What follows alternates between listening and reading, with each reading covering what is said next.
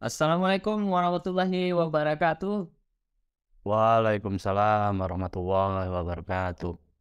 Jumpa lagi bersama saya Ethos Energy Continuous Learning, channelnya para insinyur, channel yang keren dan mencerdaskan.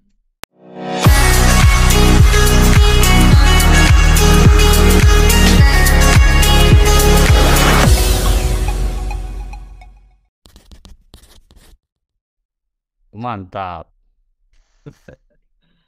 Oke bro, Abbas, gimana kabar? Ya, kabar baik, Bang Emil. Ini biasanya manggilnya udah Emil ini, sekarang Bang Emil karena tadi ngobrol-ngobrol sama orang Batak jadi masih ke ini nih. Udah saja. Udah Emil. Ya, kabar baik udah Emil. Ya, mohon maaf lahir batin ya. Selamat Lebaran 1444 Hijriah. Ya, mohon maaf lahir batin juga udah sudah lama nggak ketemu udah. Baik, ini kita langsung saja ya. Malam ini kita mau berbicara dengan Bro Abbas sebagai seorang civil engineer yang sudah banyak pengalaman, udah lebih 15 tahun di dunia project, khususnya di dunia sivil ya. Sivil mulai dari engineering sampai construction, testing, ya, commissioning. Ini kita akan menggali Mas Abbas pengalamannya, bagaimana Ya. sih menjadi seorang insinyur di bidang sipil. Semoga teman-teman yang baru terjun ke dunia engineering, keinsinyuran bisa mendapatkan insight ya, gambaran seperti apa sih pekerjaan seorang insinyur sipil dan apa saja yang perlu dipersiapkan oleh teman-teman eh, supaya mereka juga bisa menjadi seorang insinyur khususnya sipil seperti Insinyur Maufi Abbas IPM ASEAN Eng ini. Dan sepanjang yang saya tahu Mas Abbas ini sudah banyak sertifikasi juga ya di bidang sipil, baik itu di lokal maupun internasional ya bro ya. Oke, Ya. malam ini boleh diperkenalkan diri dulu Mas Abbas ke penonton Ethos Energy dimanapun berada. Silakan Mas Abbas perkenalkan diri. Ya, terima kasih udah. Assalamualaikum warahmatullahi wabarakatuh. Ya, Waalaikumsalam. perkenalkan nama saya Maulvi Abbas. Ya, seperti yang sudah dibilang sama Uda Emil tadi.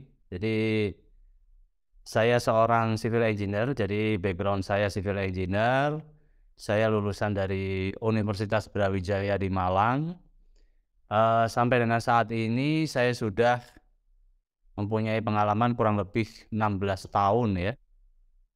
16 tahun sebagai ya civil engineer, QIQC di berbagai project, eh, ada yang lokal, ada yang internasional, mainly di power plant, coal fire, terus kemudian ada geothermal, ada beberapa di petrochemical, oil and gas juga.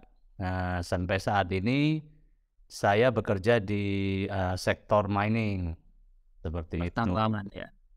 Betul, pertambangan. Jadi memang ini ya, apa namanya, bervariasi sektornya. Jadi dari pertama kali itu saya apartemen, berkecimpung di bidang pembangunan apartemen bersama Adimik setelah lulus kuliah. Terus kemudian merambah ke power plant, dari power plant langsung menuju ke mining, kemudian ada petrochemical juga. Ya, jadi memang eh sudah banyak menjelajah juga sih sebenarnya. Seperti Oke, itu. oke. Singkat saja, Bro. Memang banyak pengalaman bidang sipil dan, jurusannya memang mendukung ya, jurusan teknik sipil di Universitas Brawijaya Malang ya, dan Ya, pengalaman kerjanya mendukung jurusannya itu. Kebalik ya, jurusannya mendukung pekerjaan sebagai seorang civil engineer, insinyur di bidang sipil ya. ya. Bang, kebayang nggak dulu waktu kuliah itu menjadi seorang insinyur gitu, Bro? Iya, sebenarnya, memang cita-cita ya, cita-cita dari SMA itu memang sudah kepinginnya masuknya ke teknik gitu. Cuman Mmm. memang waktu awal itu sebenarnya ini ceritanya agak unik ini udah. Jadi, waktu awal itu sebenarnya saya tidak tertarik ke sipil sebenarnya, saya justru Oh. lebih tertariknya ke elektro. Nah, Mmm. waktu itu elektro ya, karena ada beberapa satu hal dan lain sebagainya, akhirnya saya tidak bisa masuk ke elektro, Mhm. masuk ke sipil. Mmm. Jadi memang, waktu awal-awal itu, ini, aksidental ya, insidental. Jadi, tidak, kepingin langsung terjun ke dunia sipil gitu. Karena terus terang waktu itu, apa namanya ya, ketika mendengar nama teknik sipil itu sebenarnya kurang paham juga itu apa yang dipelajari kan gitu kan. Kalau misalkan teknik mesin oke, ya langsung semua orang akan beranggapan bahwa, oh berarti mesin, sepeda motor, mobil dan lain sebagainya kan.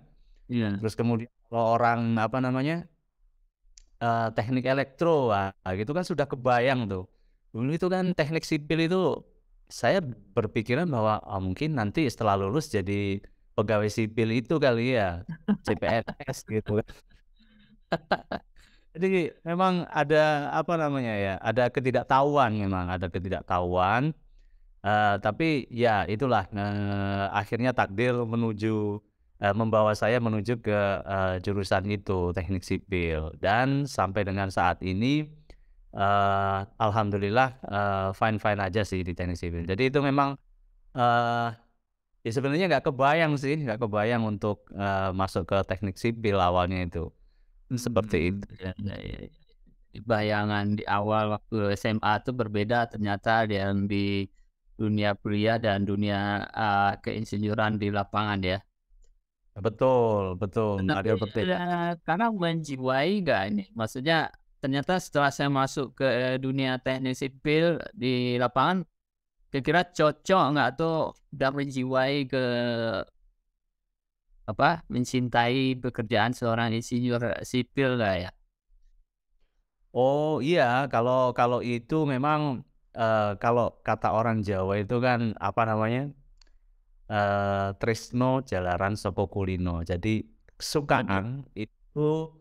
kesukaan itu, salah satunya karena, kebiasaan. Jadi memang Ah, saya sudah berkecimpung di bidang teknik sipil ini ya mulai dari kuliah itu ya sudah lama ya, lebih dari 20 tahun. Jadi, ya karena mhm. kebiasaan akhirnya sampai dengan saat ini pun menjiwai gitu loh. Jadi Menjiwai dan akhirnya mencintai ya, mencintai betul, sebagai profesi seorang insinyur sipil.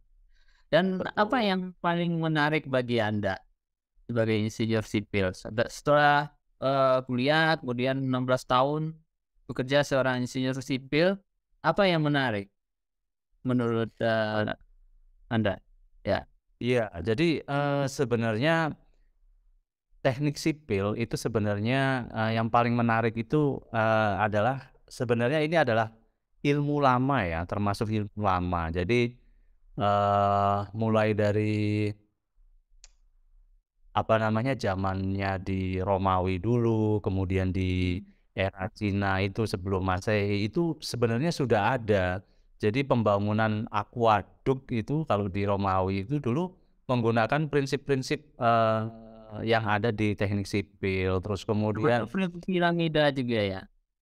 betul, jadi sebenarnya teknik sipil ini ilmu yang paling kuno di antara teknik-teknik lainnya, seperti itu. Kalau kita tahu kayak misalkan Iya teknik mesin ya sebelum ditemukan mesin ya belum ada kan gitu kan, iya. seperti Wah, itu. Nah, salah satu ilmu yang paling, awal itu ya teknik sipil ini. Jadi sebenarnya ilmu ini tuh sudah berkembang cukup lama gitu. Karena memang, namanya penggunaannya itu sudah cukup lama, jadi kan sudah banyak sekali, trik-trik, terus kemudian karena dia ilmu yang lama dan termasuk ilmu yang umum, banyak orang yang secara awam pun sebenarnya sudah tahu dasar-dasarnya, seperti itu.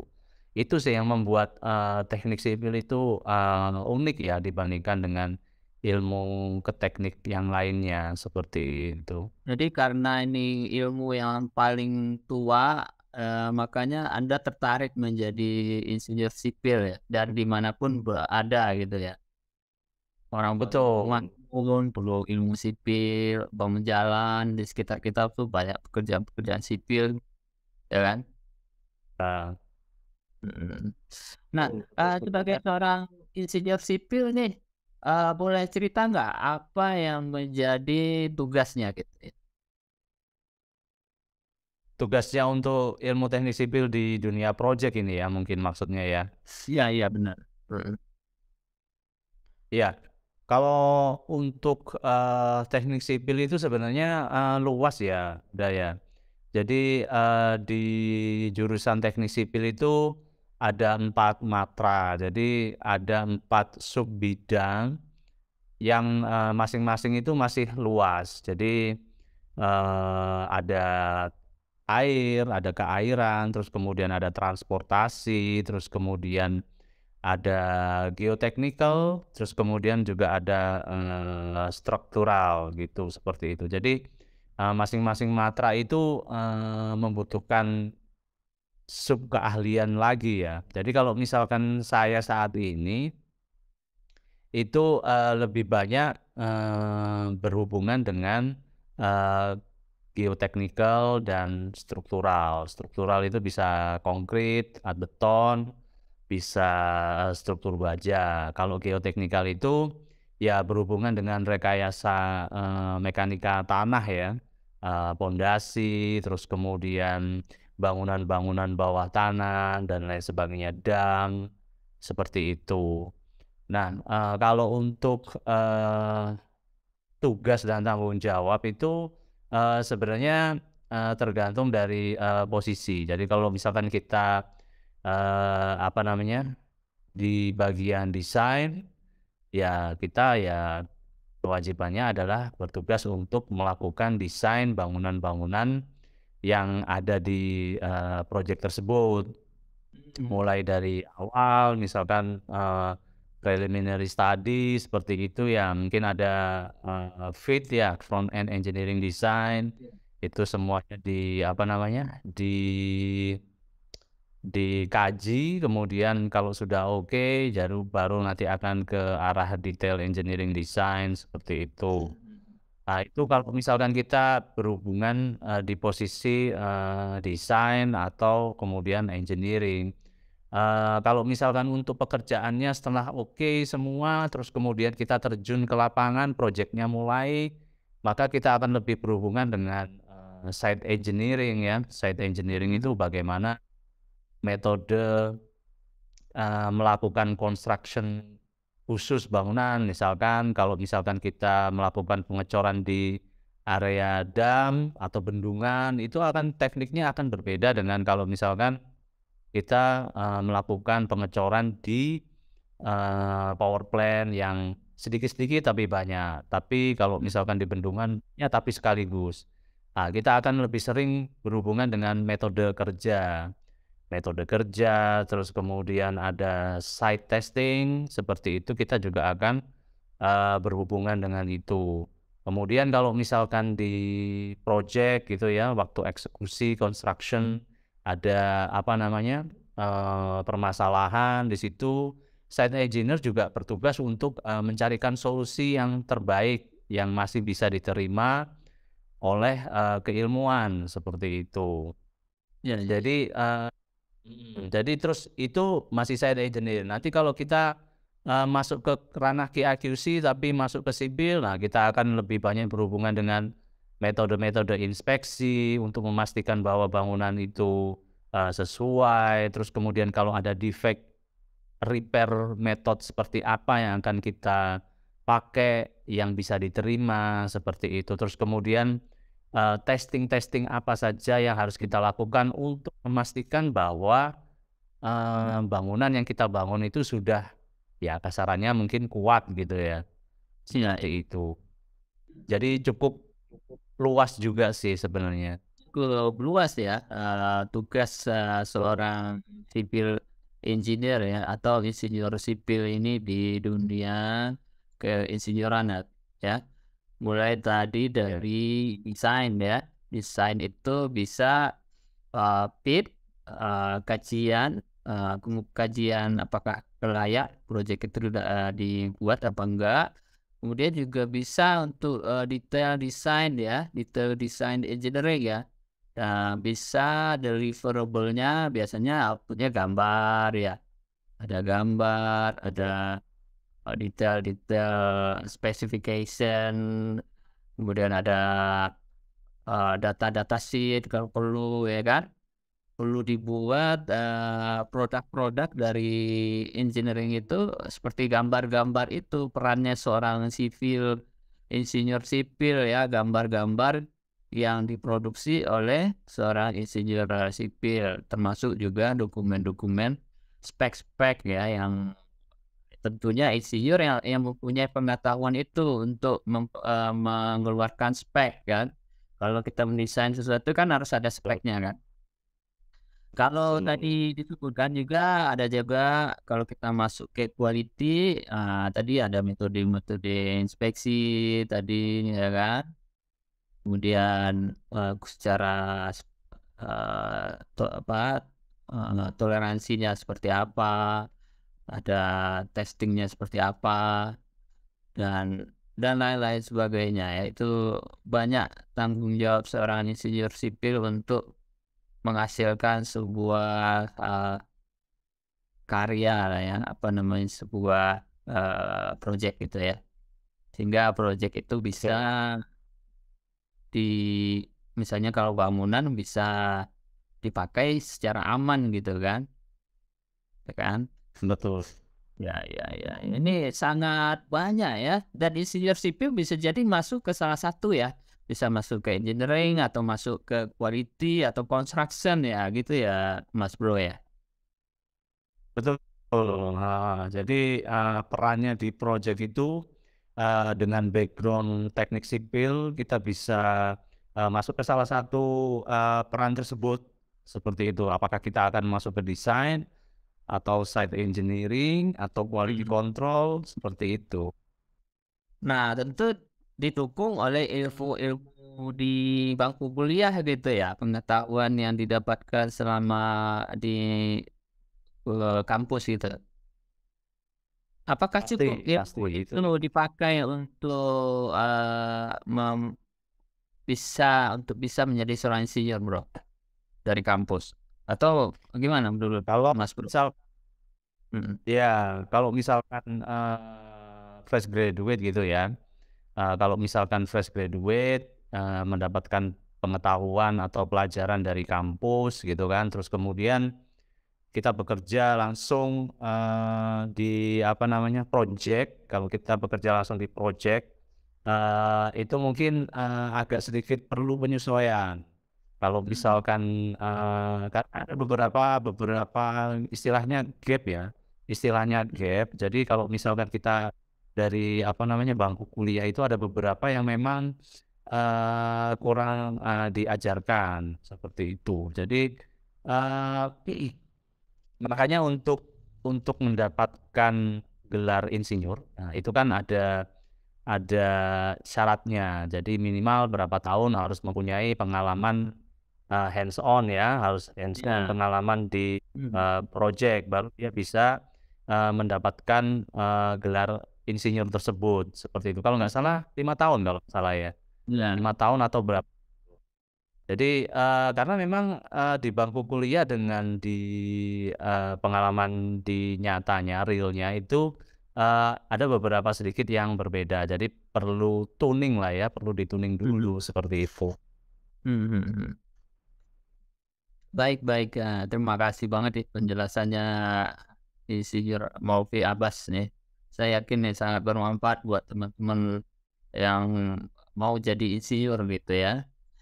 Baik, Bro, tadi kita perlu pengetahuan di kampus itu sangat mendukung, tapi perlu juga penyesuaian ya. Penyesuaiannya itu bentuknya seperti apa, Mas Bro? Apakah bentuk training, sertifikasi, ambil training-training di luar negeri atau dalam negeri gitu? Gimana, Bro?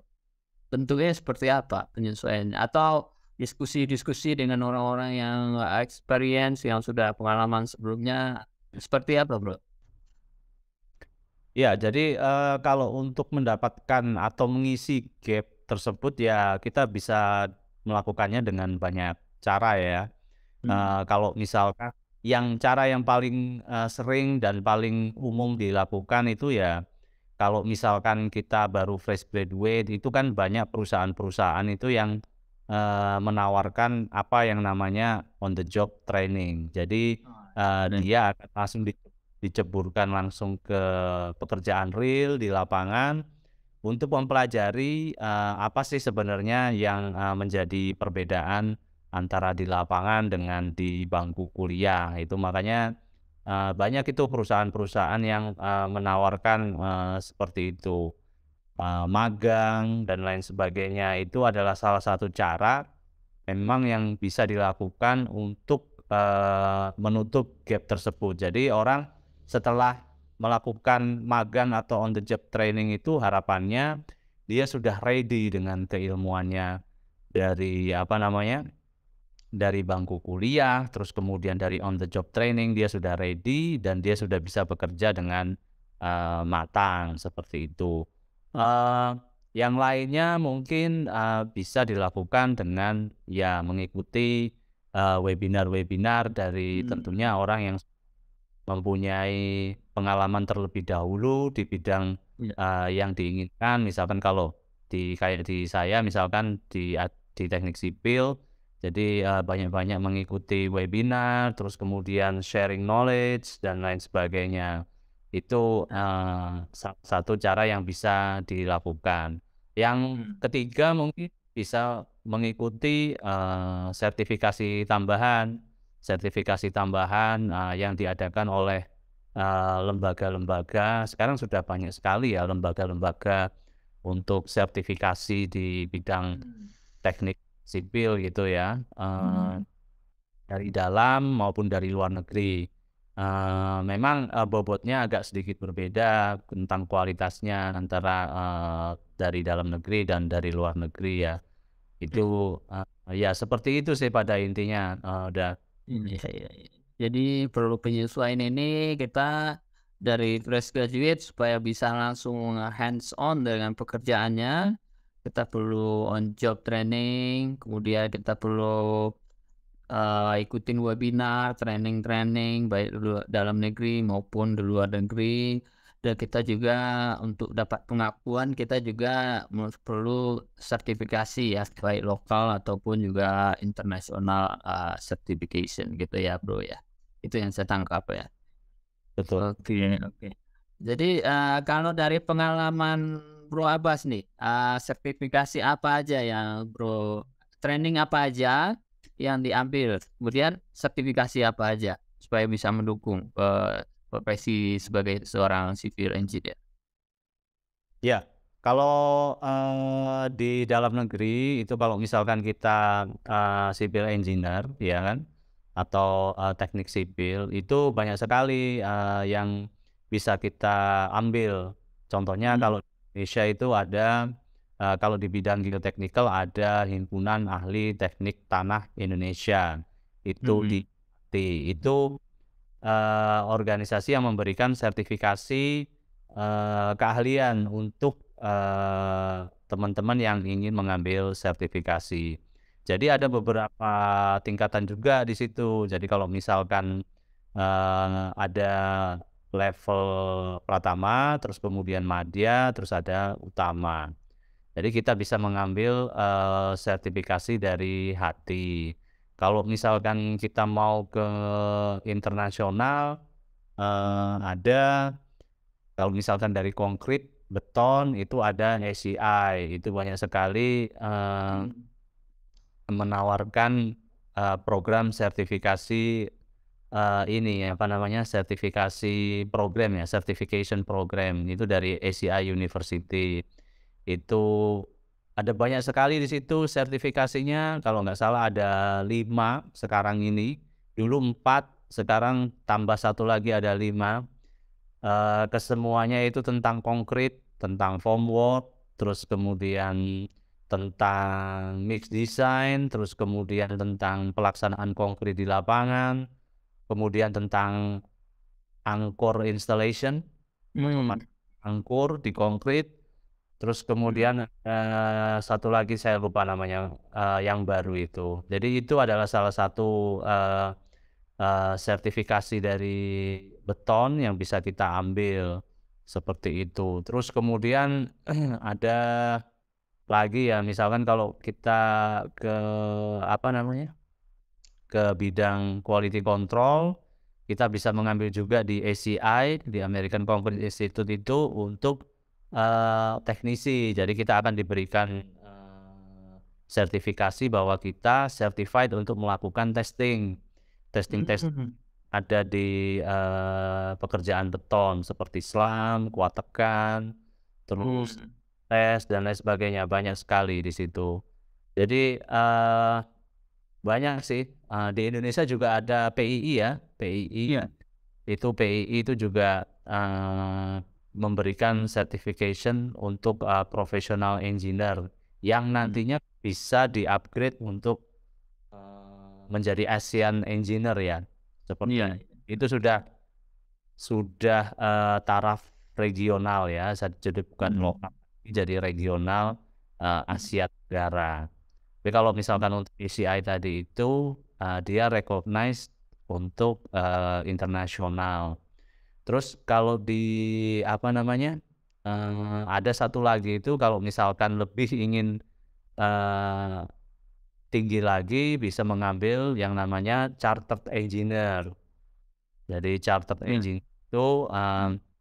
ada beberapa lembaga yang, menyediakan, sertifikasi tersebut seperti misalkan kalau di Inggris itu ada Institution of Civil Engineers, Hmm.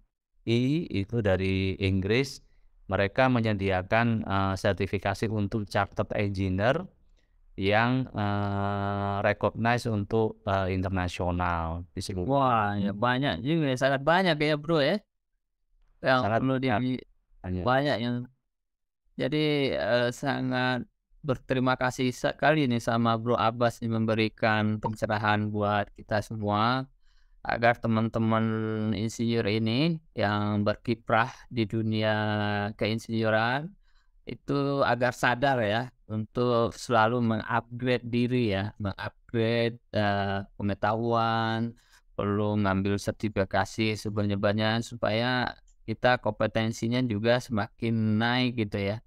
Kalau kompetensi kita naik, tentu kita dihargai lebih, sama perusahaan gitu ya, Bro, ya? Ya, jadi untuk, meningkatkan kompetensi itu memang ada, kalau saya lihat secara umum itu ada 2 jalur. Jadi kalau misalkan, teman-teman lebih senang yang ke arah informal, dia bisa mengikuti pelatihan-pelatihan, kemudian sertifikasi-sertifikasi yang, diberikan oleh lembaga-lembaga baik yang lokal maupun internasional.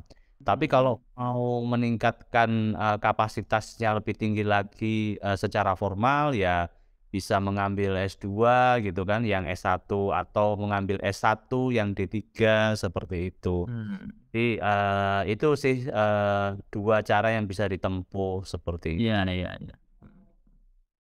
Kalau, gini Bro, kalau kita kan dunia praktis ya, saya termasuk ya juga dunia praktis di lapangan ya, kita udah nggak banyak, eee, ter apa namanya, dapat informasi pengetahuan lebih banyak dari dunia kampus ya. Jadi otomatis kita harus mengupgrade pengetahuan kita dari, komunitas kita ya gitu ya, Bro, ya. itu. Misalnya ada teknologi baru nih yang perlu yang, bisa dipakai untuk dunia praktis, dunia project gitu ya. Gimana, Bro?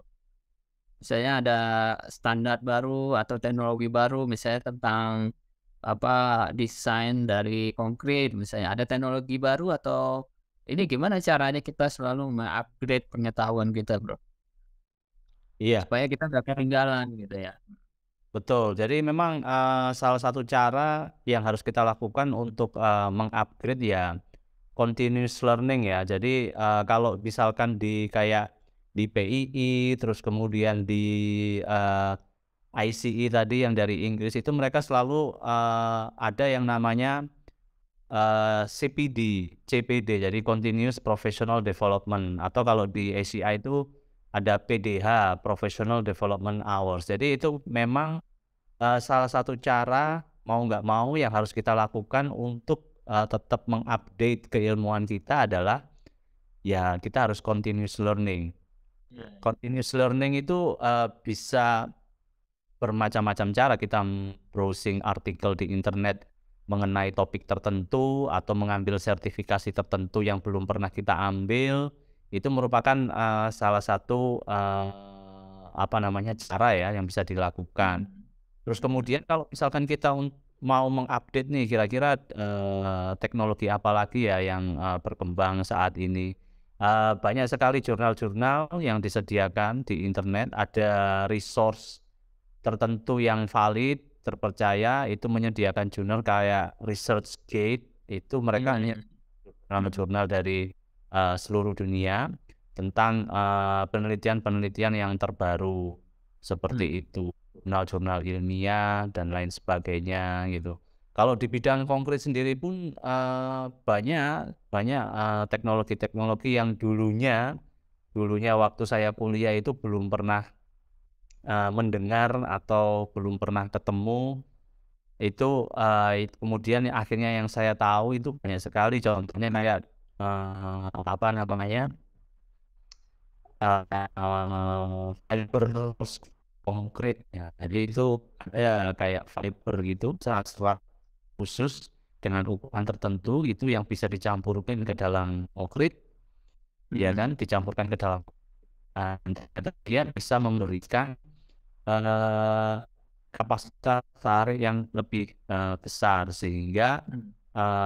shrinkage-nya dia lebih besar, seperti itu. Kalau dia shrinkage-nya besar, maka kemungkinan dia crack karena tarik akan semakin kecil. Nah, itu hal-hal seperti itu dulu waktu kuliah, belum pernah saya dengar hal-hal seperti itu ya. Nah, itu, Mhm. saya dengar baru-baru ini dan, materinya pun bermacam-macam, seperti itu Mhm. ada yang dari fiber, ada yang dari baja, dan lain sebagainya. Terus kemudian belum lagi kalau misalkan kita berbicara, "Oh, misalnya saya pengen membuat beton nih, tetapi 3 hari, umur 3 hari kekuatannya sudah mencapai sekian persen," seperti itu. Nah, itu ada teknologinya seperti kayak, aditif atau admixture dari atau BASF. Nah, hal seperti itu kan, dulu waktu kuliah kita belum mendengar tuh namanya NIKA, BASF, Iya, seperti iya. itu. Jadi memang, berkembang terus sih. Jadi kita Iya. harus, ingat Continuous learning gitu ya. Mhm. betul continuous learning. Mhm.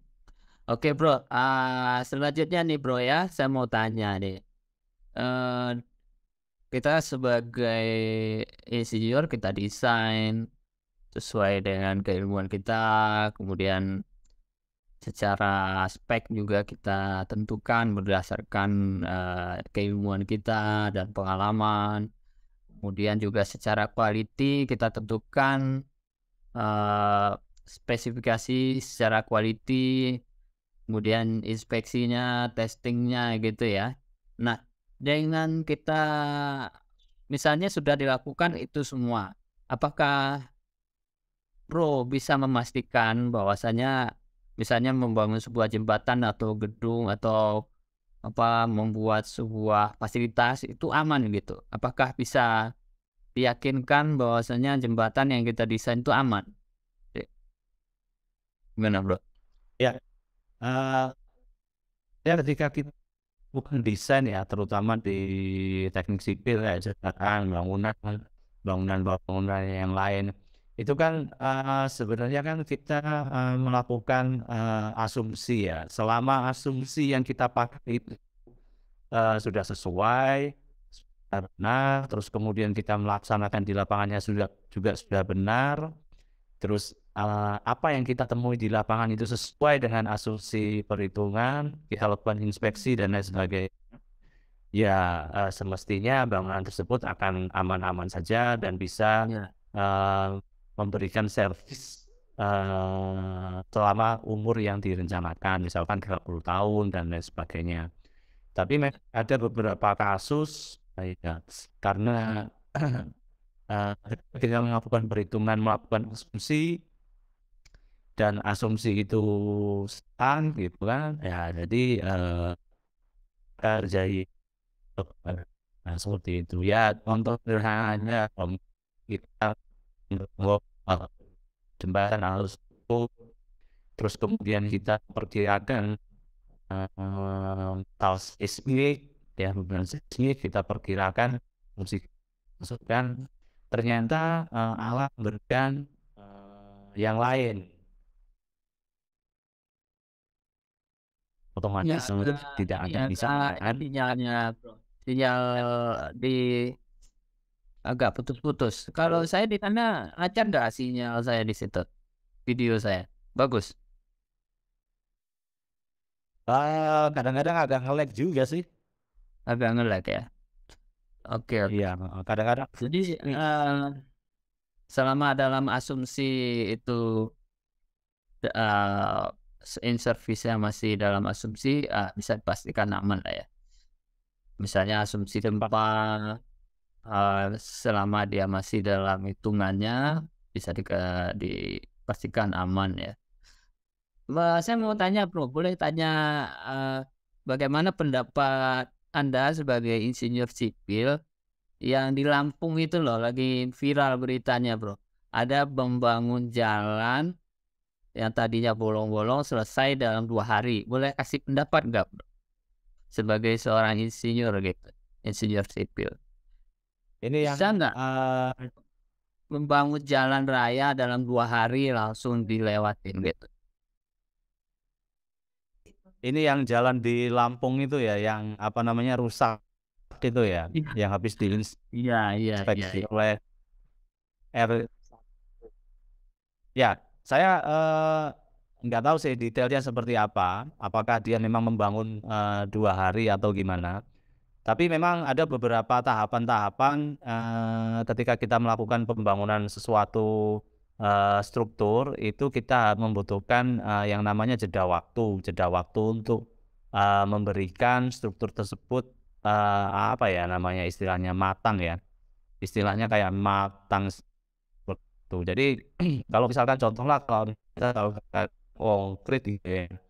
Konkrit kalau misalkan belum bisa kita ini ya, bisa kita apa namanya, gelembur seperti itu. Mungkin aspal atau jalan juga sama kalau misalkan dia pemadatannya belum selesai dengan baik,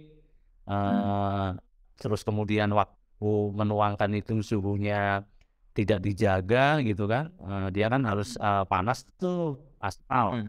Jadi dia nggak boleh dingin atau kalau enggak, dia akan, tidak sempurna kan seperti itu kan aspalnya, pilernya itu menyatu. Mhm. Nah itu, banyak hal-hal yang harus dipenuhi kalau misalkan itu tidak dipenuhi, terus kemudian subgrade quality-nya nggak diperbaiki, terus tebalnya juga kurang dari spesifikasi, otomatis, ketika dia kena beban, terus terkena hujan, dan lain sebagainya, ya lama-kelamaan dia akan lubang, seperti itu. Karena dia tidak, bisa menahan, kombinasi, apa namanya ya, Beban. bebanan dan weathering gitu. Iya, iya. Iya, Jadi, seperti ini ya untuk membangun sebuah jalan ya, jadi memang ada step-step ya yang perlu dilewati ya. Eee, betul, dari step pertama dicek dulu kualitasnya, misalnya subgrade apa tadi, dicek dulu kualitinya, pemadatannya mesti dicek dulu ya kan. Terus, setelah base-nya selesai baru eee, aspal atau semennya ya, per layer ya, dia sekian layer, Ya, terus besok. dicek quality-nya, terus, tambah lagi layer berikutnya, dicek lagi ya kan. Itu menurut saya sih Ya, nggak mungkin dalam 2 hari ya, kalau dia nggak mungkin ya, apa namanya, menurut saya tidak cukup waktu 2 hari untuk bisa memenuhi kualitas yang sudah distandarkan gitu ya. Kita melihat fenomena yang ya, berita belakangan ini, Bro. iya, iya, iya, iya. Jadi memang, eee eee harus, yang bagus juga gitu loh. Kalau misalkan, melakukan pembangunan struktur gitu kan, kan kita harus tahu tuh, apa namanya, siklus-siklus pekerjaannya kan. Hmm, Jadi, di situlah kita, apa namanya, berusaha bagaimana caranya, bisa mempercepat kita, apa namanya, rekayasa siklusnya harus seperti ini, gitu kan. Tapi kalau, ada beberapa pekerjaan kayak misalkan umur beton dan lain sebagainya itu kan nggak bisa ini ya, nggak bisa ya bisa dipercepat menggunakan, apa namanya, admixtur, tapi kan juga percepatannya itu juga tertentu juga, nggak 2 hari iya iya. juga gitu loh maksudnya itu, seperti itu. Iya iya iya. Oke, jadi memang ada secara kualitas yang mungkin, dilakukan, tergesa-gesa lah ya, tergesa-gesa akhirnya ada step-step yang terlewatkan, item pengecekan secara kualitinya gitu ya. Oke, terima kasih Bro. Ya, secara keilmuan insinyur kita singgung sedikit nih, tentang, fenomena yang lagi viral nih belakangan ini di Lampung ya. Dan mungkin juga di daerah-daerah lain juga bisa jadi terjadi hal-hal yang sama gitu ya.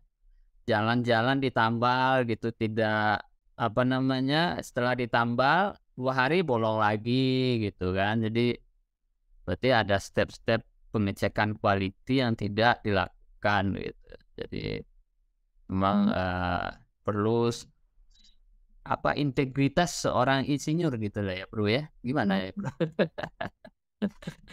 Betul, itu kan insinyur memang, harus berintegritas kan, makanya harus Ya, ikut PII. iya iya iya iya. Jadi, kita bersumpah ya, supaya kita menjaga integritas kita sebagai insinyur, eee, artinya kita menghasilkan sebuah karya itu yang, bermanfaat buat masyarakat dan tetap menjaga kode etik sebagai seorang insinyur gitu ya. Tidak ada item-item yang kita lewatkan sesuai dengan keilmuan kita gitu ya. Oke Bro, ini, mungkin last question lah ya, last question buat, Bro Abbas nih, insinyur Maufi Abbas, IPM Asian Eng. Bagaimana, eee, apa namanya, buat teman-teman yang tertarik buat menjadi insinyur sipil ya, apa saran-saran Bro Abbas buat teman-teman yang tertarik masuk ke dunia keinsinyuran khususnya teknik sipil, Bro? Apa sarannya? Sarannya sih kalau misalkan, tertarik dengan ilmu teknik sipil ya, jadi ya harus, apa namanya ya, mencintai, gaya. Mencintai. Artinya karena di sipil, iya, engineering di sipil itu banyak perhitungan itu mengenai, gaya tekanan seperti itu. Eee, Kayak misalkan ketika kita menghitung struktur itu banyak gaya-gaya yang berinteraksi di situ. Jadi harus mencintai ya, mau nggak mau kita harus mencintai gitu kan. Terus kemudian kalau misalkan, sudah mencintai, ya harus lebih mencintai lagi, artinya harus continuous professional development itu tadi, Iya CPD, iya BDH, professional development hours gitu-gitu. iya iya iya. Ya harapannya, eee apa namanya, kalau sudah mencintai ya harus lebih mencintai lagi ke depannya gitu dengan mengikuti, continuous professional development, terus Iya. kemudian PDH, banyak lain.